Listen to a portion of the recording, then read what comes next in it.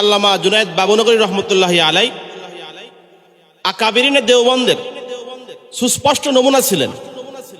যদি আমাকে কেউ বলতো বা কেউ যদি জিজ্ঞাসা করতো, তুমি তো দেওবন্দি মাদ্রাসায় পড়াশোনা করছো, করাচ্ছ, তোমার মতে এমন একজনকে উপস্থাপন করো যাকে আমি খাঁটি দেওবন্দি বলে অভিহিত করতে পারি, আমি এক বাক্যে এই কথা বলবো যে তোমরা জুনায়েদ বাবুনগরীর দিকে তাকাও। প্রশ্ন আসতে পারে, বহু প্রশ্ন আসতে পারে। তার মধ্যে একটা প্রশ্ন, তাহলে কি দেওবন্দিরা দিনের ঠিকাদারি নিয়ে নিল? কি বলেন? আসতে পারে প্রশ্ন। দেওবন্দিরাই শুধুমাত্র দিনের ঠিকাদারি নিয়ে নিল, তারাই হকের উপর আছে, আর কি হকের উপর নাই? আমি বিষয়টা সেই দৃষ্টিকোণ থেকে দেখি নাই। আমি যে বিষয়টা দেখেছি সেটা হচ্ছে আল্লামা জুনায়েদ বাবুনগরী রহমতুল্লাহ আলাই দেওবন্দের খাঁটি অনুসারী। দেওবন্দ কি জিনিস এটা নিয়ে আমাদের একটু বোঝার দরকার। দেওবন্দ কিসকো কাহাতে হয়? দেওবন্দ বলা হয়, সেদিন এক মাওলানা সাহেবের কথায় আমার জিনিসটা পরিষ্কার হয়ে গেছে। সেটা হচ্ছে देवबंद कहते हैं, देवबंद क्या है? देवबंद ये है कि हमारा मसलक अहले सुन्नत वल जमात है। देवबंदी का मसलक अहले सुन्नत वल जमात है। देवबंदी का मजहब हनाफी है और उनका मनहज देवबंदी है। বিষয়টা এরকম, আমি যেতে ঢাকা যাচ্ছি হানিফ গাড়িতে, গতি হচ্ছে আমার 110 বা 100। একটা হচ্ছে আমার গন্তব্যস্থল, একটা হচ্ছে যাওয়ার মাধ্যম, আরেকটা হচ্ছে আমি কিভাবে যাচ্ছি সেটার একটা কাইফিয়ত। আমাদের সকলেরই মাসলাক, সকলেরই চিন্তাধারা হচ্ছে আহলে সুন্নাত ওয়াল জামাতের চিন্তাধারা। আহলে সুন্নাত ওয়াল জামাত যেরকম জান্নাতি জামাত, আমাদের চিন্তাধারা আমরা জান্নাতে যাব আহলে সুন্নাত ওয়াল জামাতের ভিত্তিতে। কিন্তু যাব কিসেতে, কিভাবে যাব, আমাদের যাওয়ার পদ্ধতি, মাধ্যম কি হবে? এই মাধ্যম হিসেবে আমরা হানাফি মাযহাবকে নিজেদের মধ্যে গ্রহণ করে নিয়েছি।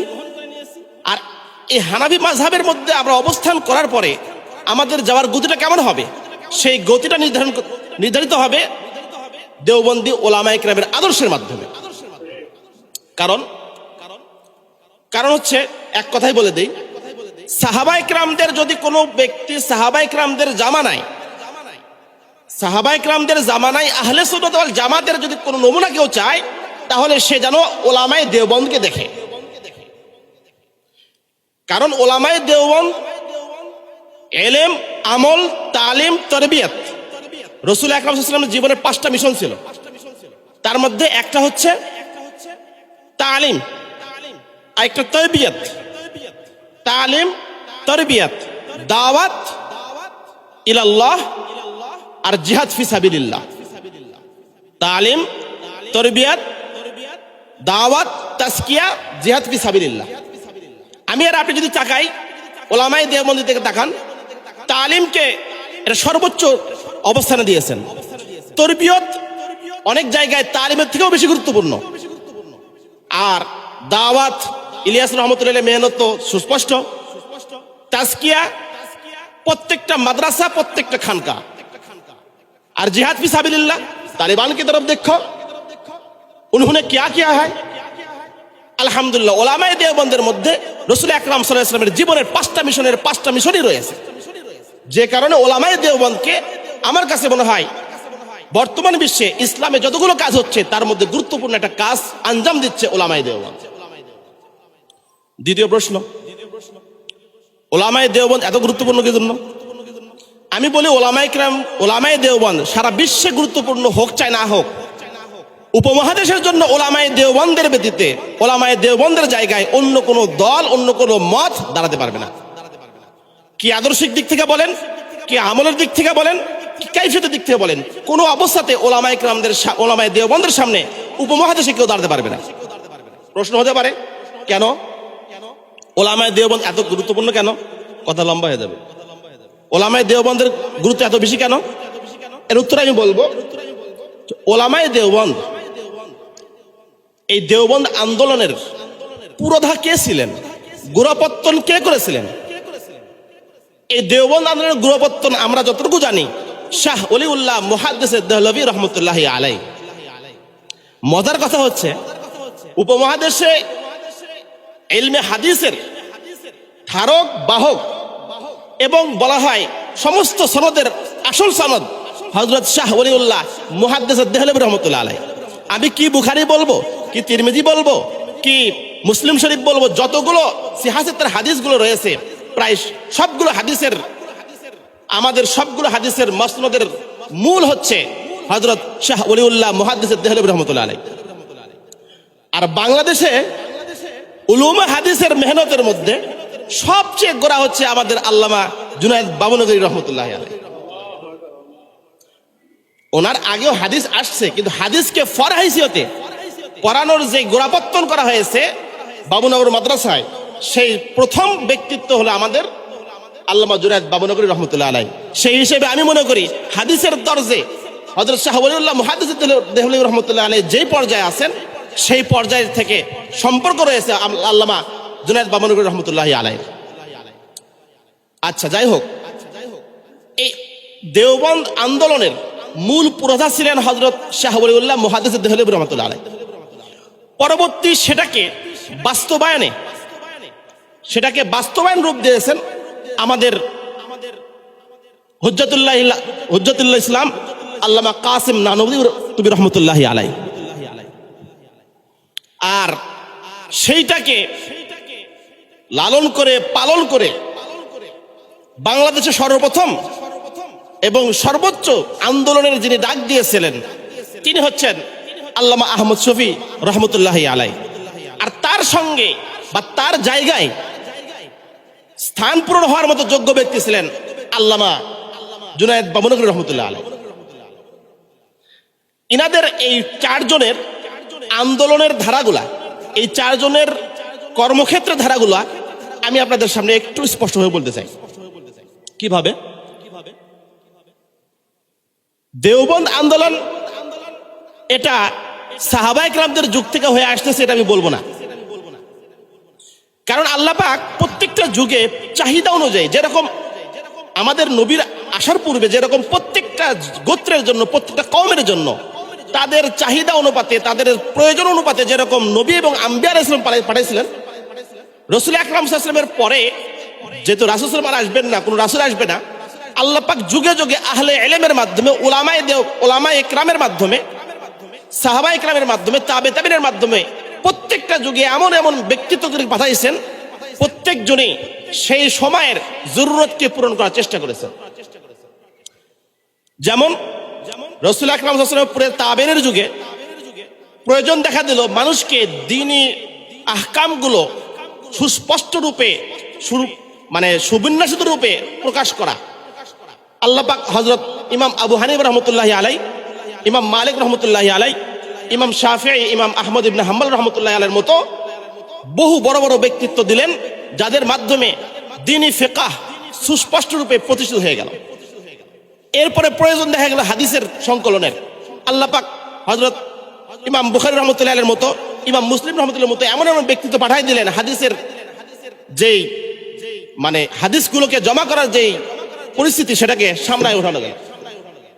এরকম করে যুগের পর যুগ বিভিন্ন ফিতনাকে ওলামায়ে কেরাম মোকাবেলা করতে করতে এক পর্যায়ে এসে বিশেষ করে আমাদের এই উপমহাদেশে একটা ফিতনা, এক ধরনের ফিতনা মাথাচাড়া দিল ইংরেজ গোষ্ঠী আমাদের এই দেশের উপর, আমাদের উপমহাদেশের উপর কর্তৃত্ব স্থাপনের পরে।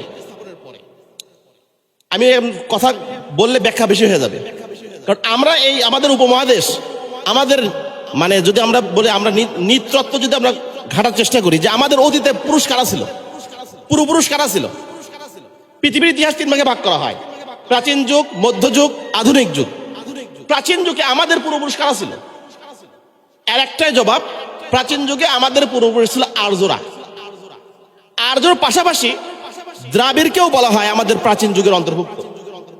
আর্যরা ছিল জঙ্গলি জাতি, এরা মানুষকে পুড়ে ফেল দিত, মানুষ মারার পরে মানুষ কি করে পুড়ে ফেল দিত। আর সঙ্গে সঙ্গে যে জাতি ছিল দ্রাবিড়, এদেরকে সেমেটিক বলা হয়। সেমেটিক মানে যারা হযরত নূহ আলাইহিস সালামের ছেলে শামের সন্তান যারা, তাদেরকে সেমেটিক বলা হয়। অর্থাৎ আরবীয় বংশোদ্ভূত যারা, এদের একটা অংশ দ্রাবিড়ে মহেঞ্জোদারো হরপ্পার মধ্যে ওরা অবস্থান করত। এখানে দ্রাবিড়দের অভ্যাস ছিল তারা তাদের মৃতকে কবর দিত। কি করত? কবর দিত। যাই হোক, যে কোনো ভাবে আর্যদের আক্রমণের কারণে দ্রাবিড়রা মানে শেষ হয়ে যায়। সর্বশেষ থাকে আর্যরা। আর্যদের স্বভাব কি? আর্যদের মধ্যে বহু স্বভাব আছে, তার মধ্যে একটা স্বভাব হচ্ছে আধ্যাত্মিকতাকে ওরা খুব বেশি সম্মান করে। আধ্যাত্মিকতাকে খুব বেশি সম্মান করে। এই জন্য দেখবেন বাংলাদেশ উপমহাদেশে নানা মুনির নানা রীতি, আর কথা আছে না, নানা ঋষির নানা মত বা নানা মুনির নানা মত, এই যে কথাগুলো প্রচলিত হয়েছে। কারণ হলো কি, আমাদের এই উপমহাদেশে বহু মুনি ঋষি আছে, আগে ছিল। যাই হোক, এখানে যখন ইংরেজরা দখল করলো, তখন আমাদের এই উপমহাদেশের মানুষের মধ্যে দুই ভাগ হয়ে গেল। এক ভাগ মানুষ আধুনিক মস্তিষ্ক নিয়ে সামনে আসলো, আরেক ভাগ মানুষ গর্তের থেকে আরো গর্তের দিকে চলে গেল। অর্থাৎ বলা যায় কিছু মানুষ সেকুলারিজম চিন্তা ভাবনায় উন্নত হলো, আর কিছু মানুষ সেকুলারিজম তো বাদই দিছে, বেদাত কুসংস্কারের মধ্যে আরো বেশি নিমজ্জিত হয়ে গেল।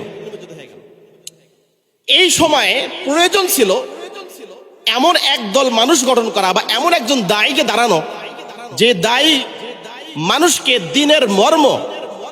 দিনের মর্ম তার যুক্তি কেন্দ্রিক হিসেবে প্রকাশ করবে। কারণ সেকুলারদের প্রত্যেকটা জিনিসের যুক্তি চাই। এটা কেন হলো, ওটা কেন হলো, এটা কিভাবে হচ্ছে, এটা হওয়ার দরকার ছিল না, কেন এরকম হলো। এই যে যুক্তির পর যুক্তি খাটিয়ে তারা যে আস্তে আস্তে ধর্ম থেকে দূরে আসার চেষ্টা করতেছিল, হযরত শাহ ওলিউল্লাহ মুহাদ্দিস দেহলভী রাহমাতুল্লাহ প্রথমে একটা কাজ করলেন, সেটা হচ্ছে উনি হুজ্জাতুল্লাহিল বালিগা এরকম কিছু কিছু কিতাব রচনা করলেন, যার মধ্যে উনি দিনের প্রত্যেকটা আহকামের দালিলিক, আকলি এবং নকলি উভয় ধরনের দলিল উপস্থাপন করলেন। কারণ হযরত শাহ ওলিউল্লাহ মুহাদ্দিস দেহলভী রাহমাতুল্লাহর আগে দিনের প্রত্যেকটা আহকাম নিয়ে এরকম বিচার বিশ্লেষণ তার পূর্বে কেউ করে নাই। তাহলে দেওবন্দ আন্দোলনের পুরোটা যদি ওনাকে বলা হয়, তাহলে আমি বলবো দেওবন্দ আন্দোলন তৈরি হয়েছে মানুষের প্রয়োজনের কারণে। মানুষ যখন নাস্তিকতার দিকে, সেকুলারের দিকে আস্তে আস্তে চলে যাচ্ছে, তখন দেওবন্দ আন্দোলনের সূচনা। কিন্তু হযরত দেহলভী রহমতুল্লাহ আলাইহি যে আন্দোলনের ডাক দিয়েছেন, সেটা হয়েছে কি, কিছু মানুষ যারা ইসলামকে বোঝার চেষ্টা করতেছে, যারা ইসলামকে কি করতেছে, বোঝার চেষ্টা করতেছে, এবং যারা নাস্তিকতা থেকে ফিরে আসার চেষ্টা করতেছে, তাদের জন্য উপযোগী হয়েছে। কারণ তারা যথেষ্ট প্রমাণ যুক্তি পাইছে, ইসলামের প্রত্যেকটা আহকামের যুক্তিকে সামনে নিয়ে তারা নিজেদের অবস্থানকে দৃঢ় করে দিচ্ছে। কিন্তু যারা অটোমেটিকলি নাস্তিক হয়ে গেছে বা যারা প্রস্তুত না ইসলামকে গ্রহণ করার জন্য, তাদের জন্য কি হবে? হযরত শাহ ওলিউল্লাহ মুহাদ্দিস দেহলভী রাহমাতুল্লাহর স্বপ্ন সন্তান কাসেম নানুতুবি রাহমাতুল্লাহ আলাইহি এই শূন্যস্থান পূরণ করলেন। কিভাবে? উনি প্রত্যেকটা যুক্তিকে প্রথমে আগে মানুষের কাছে উপস্থাপন করলেন, যে মানুষের এই সমস্যাগুলো এইভাবে সমাধান করা দরকার। কথা বুঝেন নাই? যে আমার ক্ষুধা লেগেছে, ক্ষুধা লাগার ওই চ্যাপ্টার বাদ আগে উনি চেষ্টা করছেন যে মানুষের কোন কোন জিনিসের মধ্যে মানুষের ক্ষুধা নিবারণের উপাদান আছে, এগুলো উল্লেখ করার পরে উনি যা বলতেছেন, দেখো আমার প্রয়োজন ক্ষুধার নিবারণ করা, ইসলাম তো আমাকে এইভাবে ক্ষুধার নিবারণ করার জন্য কি করেছেন, আহ্বান করেছেন। কথা বুঝেন নাই? মানে মানুষের যেটা চাহিদা, এই চাহিদা সর্বশেষ ইসলামই পূরণ করেছে, এটা প্রমাণিত করার চেষ্টা করেছেন হযরত কাসেম নানুতুবি রাহমাতুল্লাহ আলাইহি। কি ব্যক্তিগত, কি পারিবারিক, কি রাজনৈতিক, সর্বদিক থেকে মানুষের প্রত্যেকটা প্রয়োজন পূরণ করার জন্য ইসলাম সমর্থ, সর্বযুগে ইসলাম সমর্থ, এই কথা প্রমাণিত করেছেন হযরত কাসেম নানুতুবি রাহমাতুল্লাহ আলাইহি।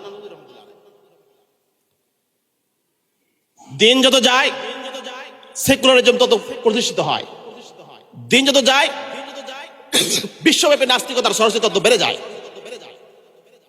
আল্লামা আহমদ শফী রহমতুল্লাহ আলাইহির মাধ্যমে বর্তমান নাস্তিকতার সর্বোচ্চ যুগে, নাস্তিকতা সেকুলারিজম সর্ব উচ্চাঙ্গ যুগে এখন বর্তমান চলতেছে। এই যুগে মানুষকে কিভাবে নাস্তিকতা থেকে ফিরানো যায়, তার ফিকির কাসেম নানুতুবি রহমতুল্লাহ সূর্য সন্তান হযরত আহমদ শফী রহমতুল্লাহ আলাইহি শুরু করেছেন। আর যেটার নেতৃত্ব এবং যার জন্য সর্বরকমের কষ্ট ব্যয় করেছেন আমাদের আল্লামা জুনায়েদ বাবুনগরী রহমতুল্লাহ আলাই।